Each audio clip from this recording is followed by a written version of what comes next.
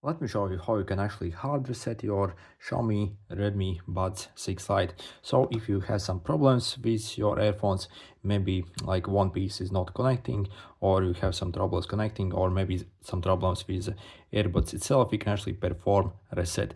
By the way, if you actually have some problems, also make sure to actually like clean these contacts basically on the end of them basically, as basically if they get like a lot of smudges or maybe some dirt, they actually do not make contact with the case, and also they have problems connecting sometimes, so make sure to actually check that first.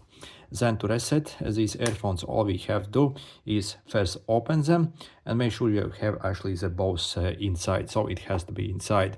And then what we have to do is basically we have to simply like click and hold this button on the end. So simply hold it. As you see, it will stop basically, and the short moment will start to will blink like rapidly. So keep holding, it will quiet down in a moment basically. So you see it actually like started to like flash slowly, and we can basically release it. And then simply close them, wait for like 1 or 2 seconds, and then reopen them, and they will be factory reset. And again, they have entered this pairing mode, and you can pretty much pair them again. So, and this should fix pretty much most of your issues.